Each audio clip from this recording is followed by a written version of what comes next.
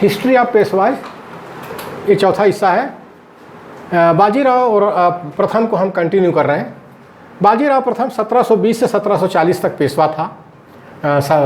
Evaluation of Balaji Rao first, मतलब कि बालाजी राव का मूल्यांकन। जब हम बाजीराव का मूल्यांकन करते हैं बाजीराव प्रथम का, तो उसके दो पक्ष हैं, एक सफ़ेद पक्ष है, एक काला पक्ष है।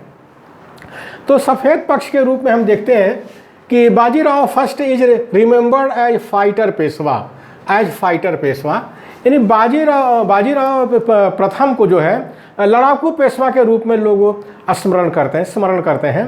प्रायः शत्रु की रसद तथा संभरण काट देते थे। ये उनकी पॉलिसी थी पेशवा बाजीराव की, कि जो शत्रु होता था उसकी रसद और संभरण को काट देते थे, ट्रांसपोर्टेशन को और लॉजिस्टिक को काट देते थे और उसे झुकाने में सफल हो जाते थे।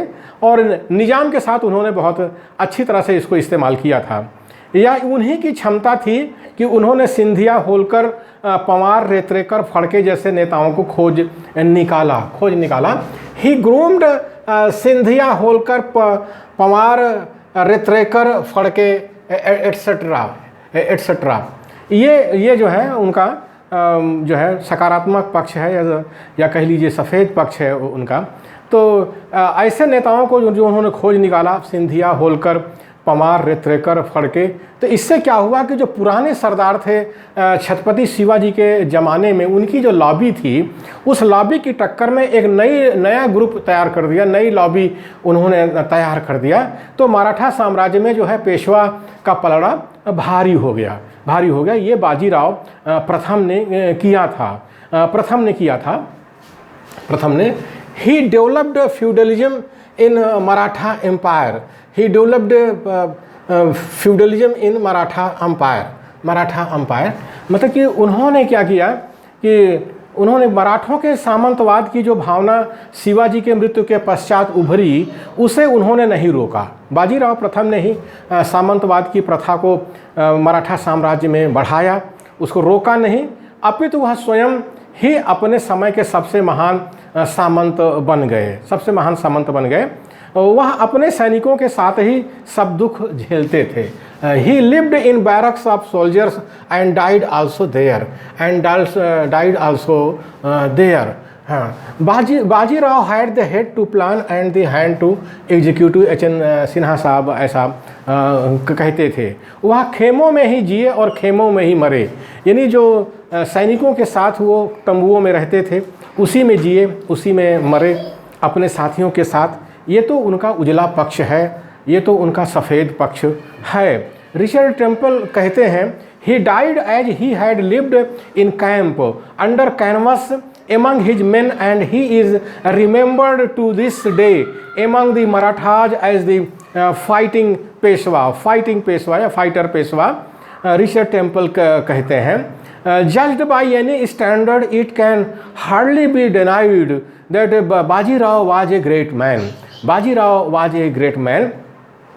His manners were overbearing. ये किनकेड एंड पार्सनीज कहते हैं कि किसी भी तरह से उनको जज किया जाए।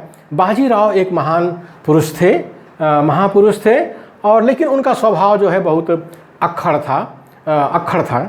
और और एच.एन. सिन्हा साहब कह रहे हैं, Bajirao had the head to plan and the hand to execute. H N. Sinha साहब कह रहे हैं कि मतलब कि बाजीराव के पास जो है प्लान करने के लिए दिमाग था और उसको लागू करने के लिए उनके पास हाथ था।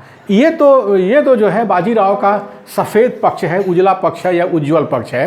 अब बाजीराव का जो काला पक्ष है उसको भी हम लोगों को ध्यान में रखना चाहिए कि जो बाजीराव थे, ये करीब 28-29 साल के थे जब ये छत्रसाल बुंदेला नरेश छत्रसाल की मदद करने के लिए बुंदेलखंड में आए थे, मराठा सेना लेकर के आए थे। तो छत्रसाल ने अपनी लड़की मस्तानी की शादी इनके साथ कर दी थी और दहेज के रूप में इनको कालपी सागर, हृदय नगर, झांसी का इलाका जो है दहेज के रूप में इनको दिया था। तो इन्होंने जो है उसको मराठा साम्राज्य में नहीं मिलाया था, बल्कि एक सामंत की तरह उसका उपयोग किया था। लेकिन मस्तानी जब पूना में आती है तो राजमहल में उसको छत्राणी नहीं समझा जाता, और जब उसका पुत्र पैदा होता है कृष्णाजी राव, तो कृष्णाजी राव का जनेऊ संस्कार नहीं होता है, और उसको न छत्री माना गया न उसको ब्राह्मण माना गया, और यहाँ तक कि चातुर्वर्णी जो वर्ण व्यवस्था थी उससे उसको खदेड़ दिया गया, उसको खदेड़ दिया गया। और मेरा और यही ख्याल है कि बाजीराव जो है कैंप में सोल्जर्स के साथ रहते थे, अपने सैनिकों के साथ रहते थे, राजमहल में नहीं रहते थे, क्योंकि राजमहल का ये षड्यंत्र था कि मस्तानी जो है छत्रसाल की बेटी थी, वो इतनी खूबसूरत थी कि राजमहल की सारी जो महिलाएं थी उसके सामने नौकरानी लगती थी, और इसी षड्यंत्र के कारण मस्तानी के ऊपर जुल्म अत्याचार होता था। और दुखी होकर के ये जो बाजीराव प्रथम है, ये जो है राजमहल में नहीं रहते थे, ये जो है अपने सैनिकों के साथ तंबुओं में पड़े रहते थे, जीवन भर पड़े रहे, और 40 साल होते होते बाजीराव मर जाते हैं। कोई इतिहासकार इसकी व्याख्या नहीं करता कि इतनी कम उम्र में यह पेशवा कैसे मर जाता है, और वो भी जो सैनिक के साथ रहता है, सैनिक वेशभूषा में रहता है, सैनिकों के साथ खाता है, पीता है, लड़ता है, वो 40 साल की आयु में मर कैसे जाता है।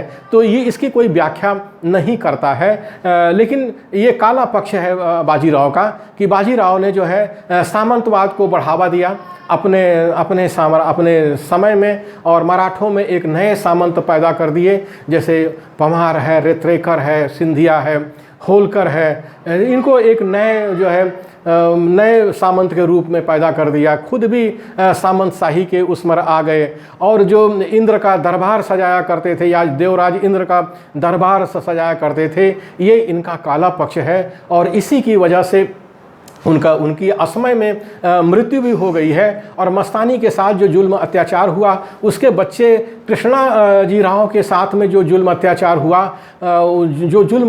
हुआ उसको रोक नहीं सके।